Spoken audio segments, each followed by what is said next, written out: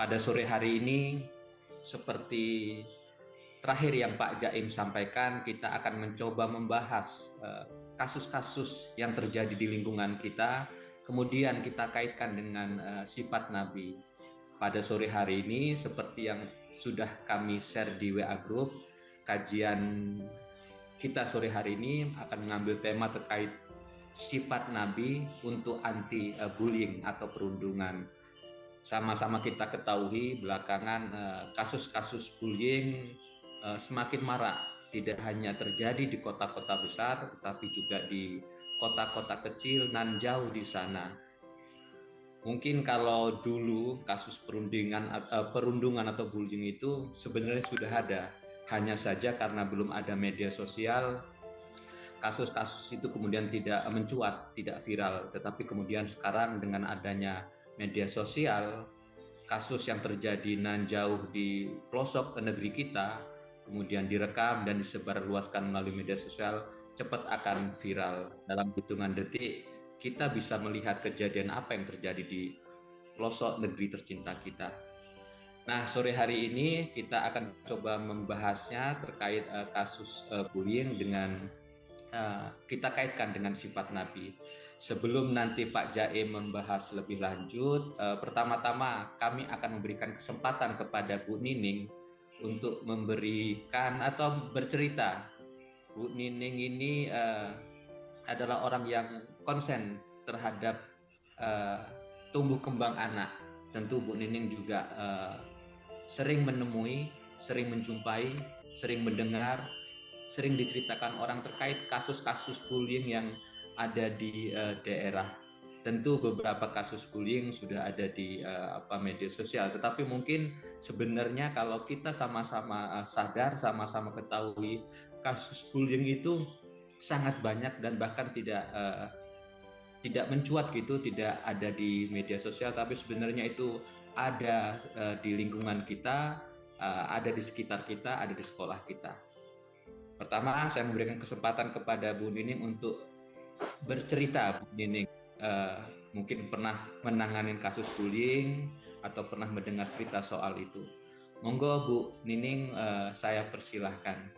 Hari ini perkenankan saya akan bercerita tentang pengalaman Yayasan Bocah Pintar gitu ya, memfasilitasi untuk kasus bullying ini.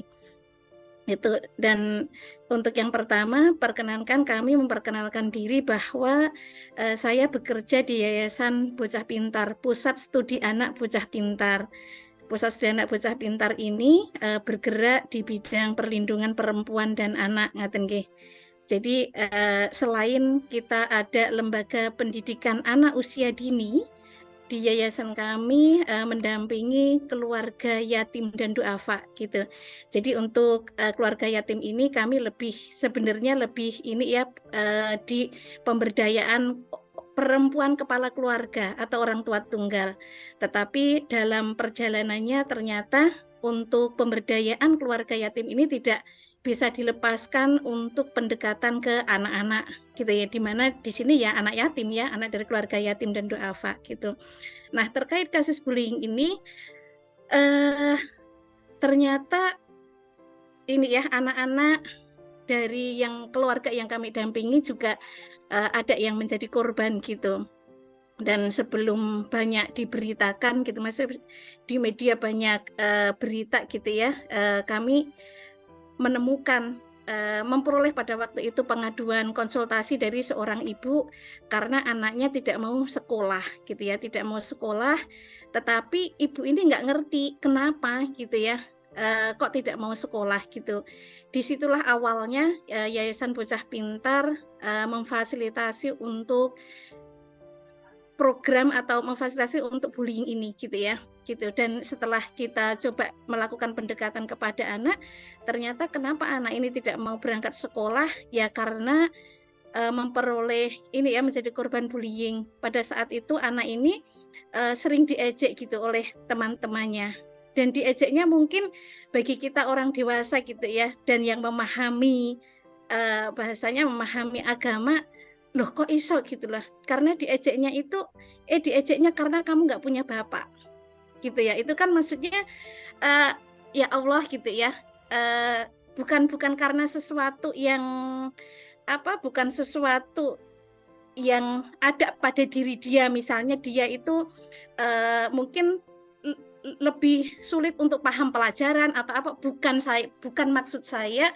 ketika anak ini sulit memperoleh pelajaran terus boleh dibully, itu bukan. Tapi maksud saya ini kan sesuatu yang terjadi di luar kemauan dia juga gitu ya. Tetapi anak ini tetap dibully gitu karena ayahnya meninggal gitu. Dan pada saat itu kita melakukan pendekatan ke anak gitu ya, ngobrol, kemudian bahasa kami ini ya melakukan psikososial terhadap anak, dan akhirnya anak mau sekolah gitu.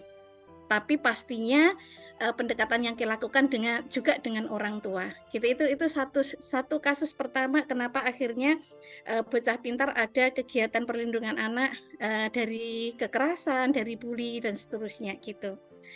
Dan setelah ada kasus itu gitu ya, kita banyak melakukan diskusi gitu ketika ada kajian bersama dengan orang tua, dan ternyata akhirnya ada tambahan 3 kasus gitu ya yang menjadi program Bocah Pintar bersama ibu-ibu ini gitu ya. Tidak saja kami gitu Bapak dan Ibu yang melakukan kegiatan pemulihan terhadap trauma anak-anak karena bullying ini, tetapi bekerja sama dengan ibunya. Kasus yang kedua juga sama, anak tidak nyaman di sekolah karena yang pertama dia merasa sulit mengikuti program-program yang ada di sekolah gitu, dan program-program yang ada di sekolah tidak sesuai dengan kesukaan dia gitu. Dia yang hobinya menggambar, hobinya menulis, membuat cerita komik gitu tidak terfasilitasi sehingga dia enggan ke sekolah gitu. Karena keengganannya ada beberapa tugas yang tidak dikerjakan, dan itu menjadikan dia lebih tertinggal dari teman-temannya gitu ya. Terus yang tidak mengenakan lagi bahwa ya teman-temannya akhirnya mengucilkan gitu ya, yang bermula dari sebenarnya dia merasa tidak cocok gitu, karena sebenarnya dia hobinya ada di menggambar, melukis, seperti itu ya, menulis gitu, tetapi dia ada di sekolah yang tidak memfasilitasi itu. Yang akhirnya anak ini kurang bisa terfasilitasi gitu ya, dan sampai sekarang posisinya sudah lulus SMA dan hanya di rumah gitu. Dan saat sekarang sudah tidak anak lagi ya, karena usianya sebenarnya sudah remaja youth gitu ya. Tetapi masih memiliki problem tidak mau berinteraksi dengan orang lain. Kalau kesaksian orang tuanya keluar rumah itu hanya kalau saat sholat Jumat gitu. Itu. Kasus yang ketiga juga terjadi pada satu anak dari keluarga dampingan kami. Saat itu anak ini kelas 6 SD. Dan saat ada kegiatan, anak ini terbuka bercerita kepada saya pada saat itu ya, di Bocah Pintar gitu, Bunda, saya nggak mau sekolah lagi Bunda gitu, beasiswa saya nggak saya ambil saja nggak apa-apa, biar buat anak yang lain, kata dia. Kemudian kenapa? Ya pokoknya saya nggak mau sekolah Bunda, saya sudah cukup sekolah sampai kelas 6 SD gitu katanya gitu. Nah, dari diskusi panjang, kalau kasus bully memang pendekatannya agak harus lebih intens jadi Bapak dan Ibu. Jadi pendekatannya seringkali tidak yang terbuka pada saat itu, sehingga kita harus banyak bermain dengan mereka, harus menggali lagi informasi seperti apa sebenarnya yang terjadi gitu. Dan singkat cerita, setelah ada pendekatan, ternyata anak ini juga nggak mau sekolah karena sering diejek gitu sama teman-temannya, karena kebetulan dia memiliki kemampuan yang mungkin kurang ya, seringkali nilainya tidak sebagus teman-temannya, kemudian teman-temannya mungkin sikapnya kalau melihat Septiono namanya, mohon maaf, kalau melihat nilai anak ini terus pada tersenyum, pada tertawa-tawa, itu kan sama saja gitu ya, itu juga bentuk-bentuk bully gitu, yang sampai anak ini akhirnya nggak mau, dia memilih untuk tidak mau melanjutkan sekolah gitu. Tapi alhamdulillah karena motivasi dari banyak teman, motivasi dari kelompok gitu ya, akhirnya anak ini melanjutkan sekolah dan sekarang sudah kelas 2 SMP, gitu. Terus satu lagi ini yang terjadi pada anak perempuan. Jadi kalau 3 yang saya ceritakan tadi Bapak dan Ibu, ini terjadi pada, anak laki-laki. Tiga-tiganya anak laki-laki dan satu, yang terjadi pada, anak perempuan, ini juga sama. Kalau anak perempuan ini ya, lebih ke model ininya circle-circle, kalau anak sekarang itu kan circle. Kalau zaman saya itu bukan circle ya Mas Yoga, zaman Mas Yoga apa Mas? Kalau zaman saya itu geng, kayak ora gengku gitu ya. Kalau anak sekarang itu ternyata circle namanya ya, bukan kelompoknya istilahnya gitu. Jadi, ternyata dalam satu komunitas kelas itu ada circle siapa, circle-nya siapa, siapa circle-nya siapa gitu ya. Dan yang bukan unik, tapi apa ya, kalau perempuan itu ternyata di kelas perempuan itu circle-nya itu circle cantik dan tidak cantik, circle tinggi dan tidak tinggi gitu.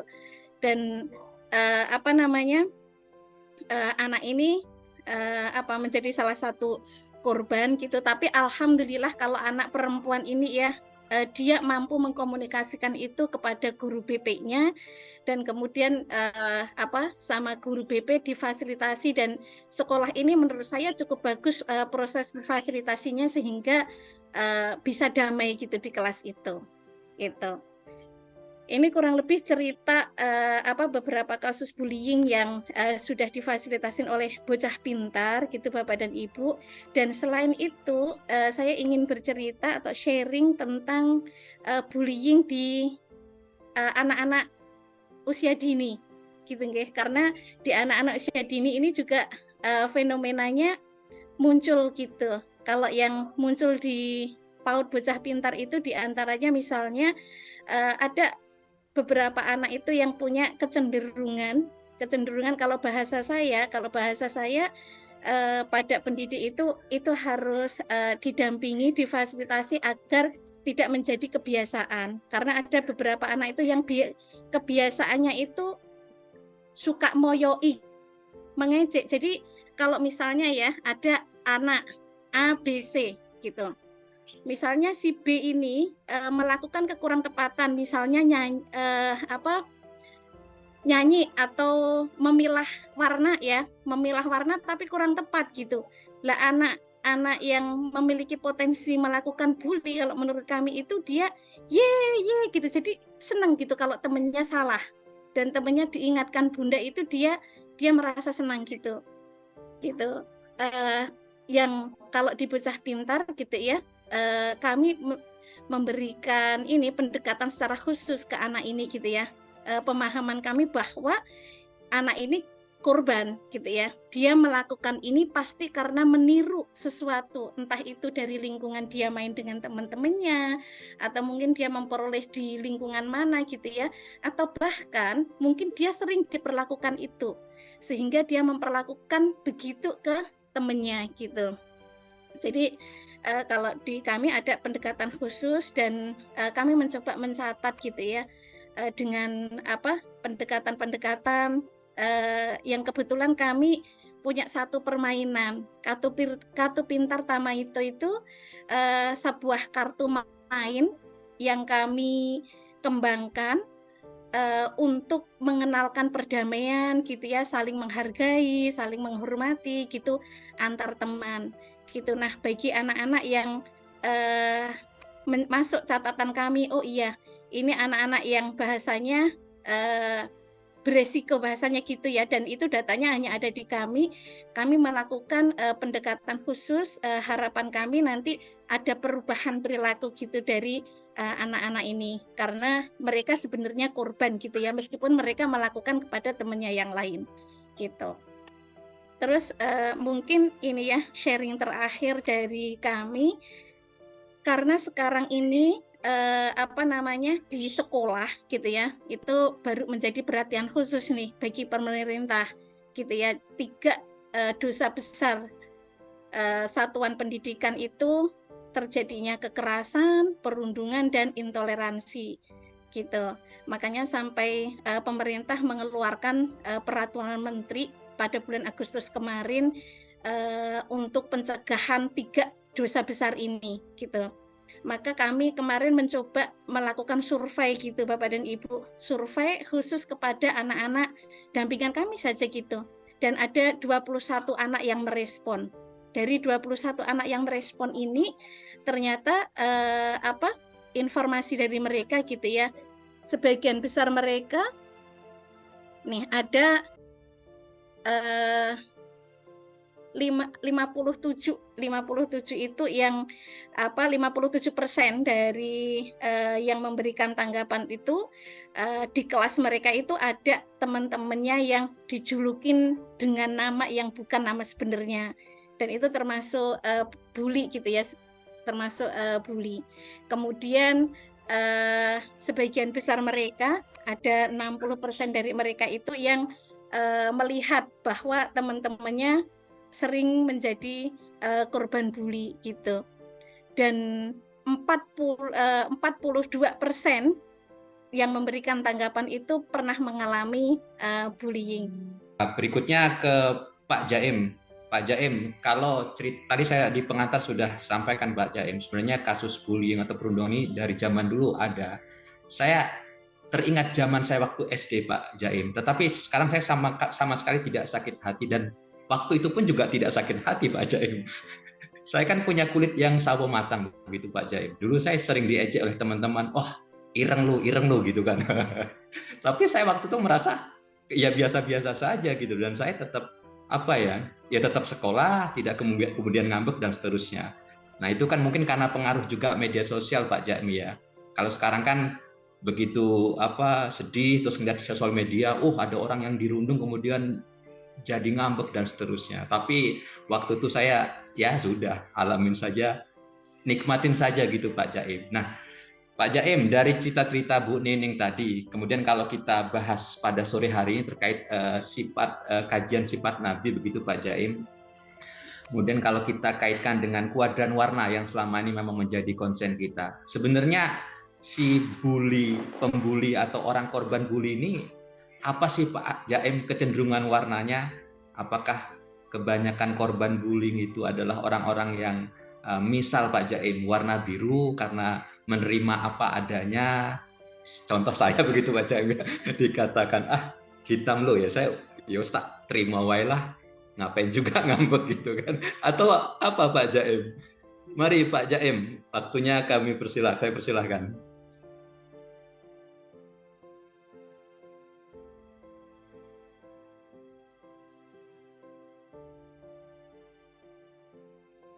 Nah, bagaimana sifat Nabi ini bisa kita gunakan gitu, untuk membantu mencegah atau mengurangi pembulian. Dan untuk itu saya kira menjadi penting untuk kita pertama-tama menggunakan sifat Nabi ini, elemen-elemennya untuk mengenali apa yang karakter-karakter dasar yang sering terjadi pada anak yang menjadi pembuli maupun yang menjadi korban pembulian. Nah, secara umum kalau kita menggunakan pendekatan seperti yang disampaikan oleh teori Freire ya, Paulo Freire, secara umum baik pembuli maupun korban pembuli ini kita bisa menggunakan dengan ini dua-duanya adalah korban.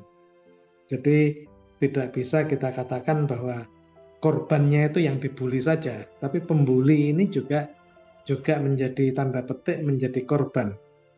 Dimana kalau anak ini tumbuh normal, tumbuh secara sehat, tumbuh secara baik, gitu, dia tidak akan terjebak untuk menjadi pembuli. Jadi kalau dia tumbuh menjadi pembuli, ini pasti ada sesuatu yang kurang tepat, kurang sehat dalam tumbuh kembangnya. Nah, mari kita lihat dulu kecenderungan anak yang kemudian menjadi pembuli. Nah, sekilas kalau kita menggunakan elemen sifat Nabi, yang kemudian kita tahu sifat Nabi ini sidik, fatonah, amanah, tablik, lalu kita turunkan dalam elemen-elemennya gitu, yang kemudian kita namai dengan biru, hijau, kuning, dan merah, maka besar kemungkinan yang paling berpeluang menjadi pembuli ini adalah anak-anak yang memang kuat dalam karakter merah. Nah, mengapa demikian gitu? Karena anak-anak yang atau siapapun yang memiliki karakter merah ini kan energinya besar. Energinya besar dan kemudian selalu memiliki juga perspektif tentang apa yang dianggapnya baik, apa yang dianggapnya nyaman menurut dirinya, apa yang dianggap bagus dan sebagainya.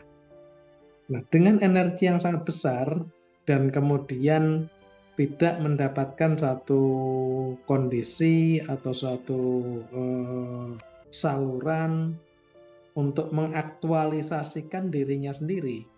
Dan apalagi kalau dia sendiri juga merasa atau pernah di bawah sadarnya mengalami tekanan-tekanan dalam hidup gitu. Yang ini yang kemudian akan menjadi satu kanal bagi dia untuk melakukan pembulian itu. Ini yang paling penting untuk dicermati. Tentu tidak semua anak merah pasti mudah ke sana, tetapi sekali lagi ketika seorang punya kecenderungan kuat dengan elemen merah dan kemudian pada dirinya merasa ada tekanan atau ada ketidaknyamanan dalam kehidupan, yang misalnya pada masa kecilnya tidak cukup mendapatkan kasih sayang yang utuh. Ini yang kemudian menjadi rentan untuk melawan ke sana. Nah, apa yang kemudian bisa menjadi masalah tentang kurangnya kasih sayang di masa-masa kecil? Nah, kehidupan yang sekarang makin hari dunia modern makin keras, ini kan cenderung membuat kemungkinan itu makin besar. Contoh yang paling nyata adalah kalau kita kaitkan dengan ASI. Kalau anak dari kecil mendapatkan ASI secara penuh 2 tahun, yang juga dalam Quran itu ditegaskan selama 2 tahun mendapatkan ASI penuh, maka dia bukan hanya mendapatkan gizi yang terbaik, tetapi dia juga akan mendapatkan satu kasih sayang yang utuh sekali dari ibunya. Yang hal tersebut akan membangun dirinya menjadi pribadi yang utuh. Apalagi kemudian di masa usia emasnya, di masa golden age-nya, dia mendapatkan pendidikan seperti yang juga disebutkan Mbak Nining di depan tadi, di depan yang baik, yang sehat di sekolahnya, di PAUD-nya dan sebagainya, maka dia akan menjadi pribadi yang utuh. Nah, kalau ini masa golden age-nya ini tumbuh secara utuh, maka besar kemungkinan di tahap-tahap berikutnya anak merah ini juga tidak akan terjebak untuk kemudian harus melakukan satu kanalisasi terhadap kekurangan kasih sayang yang diperolehnya masa kecil. Nah, di era modern ini sekali lagi kadang ibu pun harus bekerja keluar, dan sebenarnya nggak apa-apa kalau kita bisa mengelola itu dengan baik, tetapi terkadang juga nggak bisa mengelola dengan baik dirinya sendiri, misalkan tidak bisa mengelola ASI yang sebenarnya bisa dikelola juga dengan baik, kemudian tidak bisa memberikan quality time yang baik dan sebagainya. Nah, hal-hal seperti ini akan menjadi tantangan, apalagi kalau si orang tuanya sendiri juga kehidupan sehari-hari sudah stres ya. Nah, ini akan menjadi tantangan. Nah, selain itu anak yang bertipe kuning yang sebenarnya kontrol dirinya relatif baik dibanding yang lain, dia bisa juga menjadi pembuli.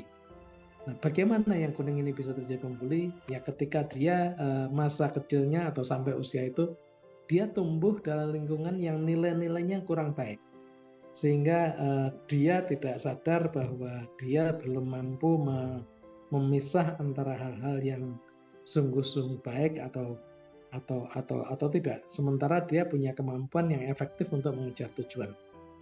Nah, ketika dia mendapatkan tujuannya dari hal-hal yang negatif, nah dia bisa tumbuh menjadi pembuli. Sementara itu, kalau kita lihat anak-anak yang punya kecenderungan karakter biru dan hijau, sekilas kedua-duanya tidak punya potensi untuk menjadi pembuli. Tetapi jangan salah juga. Seperti tadi, yang tipe biru seringkali terbawa oleh suasana. Jadi ketika kemudian ada yang membuli satu orang dan sebagainya, tanpa sadar dia ikut-ikutan. Yang sebenarnya dia tidak bermaksud negatif, dia hanya sekedar kebawa-bawa saja. Sementara itu yang hijau tanpa sadar juga bisa memberikan mengarah pada pembulian. Kenapa? Karena dia selalu menghargai apa yang sempurna, apa kecerdasan dan sebagainya, sehingga tanpa sadar bisa memberikan judgement atau penilaian orang-orang atau anak-anak yang dianggapnya kurang mampu atau kurang tepat dan sebagainya. Ini kalau kita bicara dari pembuli. Sementara itu kalau kita lihat korban bully, ini 4 warna ini bisa menjadi korban bully semuanya. Anak-anak hijau ini anak-anak yang tipe tanda petik kutu buku dan sebagainya, ini juga mudah menjadi korban bullying. Jadi seorang yang nerd yang seperti itu. Kemudian juga anak-anak biru yang berelemen birunya kuat. Ini cenderung mudah untuk dianggap lemah. Dan dalam alam yang keras, selalu yang kuat akan cenderung menindas yang lemah. Nah, di sisi lain, anak merah pun itu bisa menjadi korban bullying. Apalagi ketika ada anak merah lain yang kemudian tadi tumbuh kembangnya tidak utuh dan dia menjadi pembuli. Maka temannya yang sesama merah ini bisa menjadi korban karena dianggap bisa berebut panggung dengan dirinya. Nah, beberapa waktu silam ada unggahan anak SMP yang kemudian dihajar oleh pemimpin gengnya, yang dalam itu disebut geng, walaupun di perempuan ternyata ada istilah circle tadi yang menjadi sedikit berbeda. Dan sebenarnya kalau melihat beberapa identitas sebenarnya sama-sama merah, tetapi ini ada satu merah yang kuat sekali dan ada merah yang lebih. Dan tentu saja anak kuning pun juga bisa menjadi korban bully. Terutama kalau dia, sekali lagi kalau ada orang yang jauh lebih kuat dibanding dirinya. Walaupun secara umum tipe kuning ini relatif kuat, mentalnya relatif kuat untuk menghadapi situasi apapun yang ada di sekitarnya. Ini yang saya kira kita bisa menggunakan elemen dari warna, turunan dari sifat nabi tadi untuk mengidentifikasi apa yang terjadi pada pembuli dan korban bully.